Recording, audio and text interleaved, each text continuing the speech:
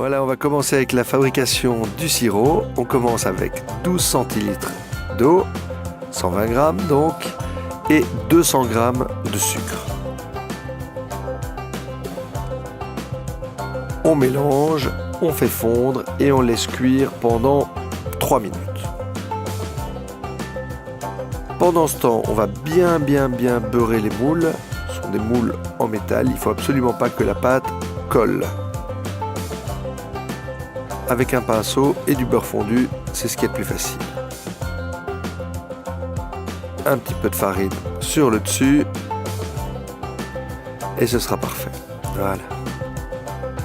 On enlève le surplus et là, rien ne va coller.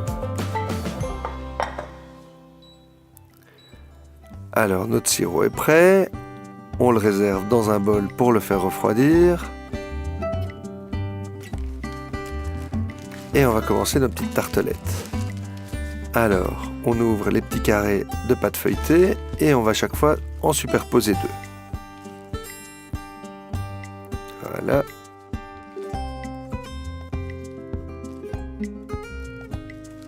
Chaque fois deux l'une sur l'autre.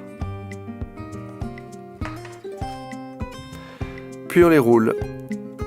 On les roule finement. Et on va faire 4 petits boudins comme ça.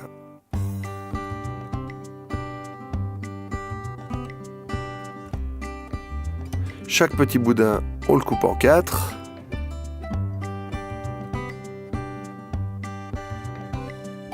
Voilà. Et on les dépose de manière verticale dans les moules. Voilà, ça peut sembler bizarre, mais vous allez comprendre, c'est très facile.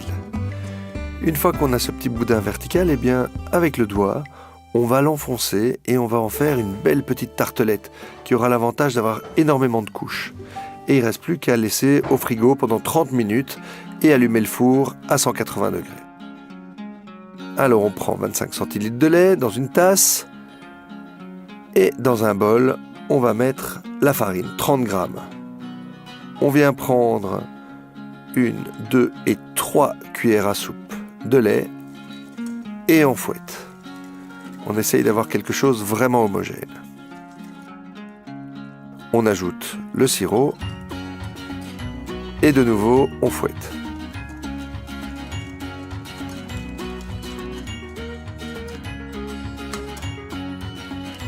On ajoute les œufs, un œuf entier d'abord. Et puis les jaunes, 5 jaunes. Voilà, on les sépare et on vient déposer juste les jaunes, c'est très facile. Voilà. Et on fouette bien pour avoir quelque chose de vraiment homogène.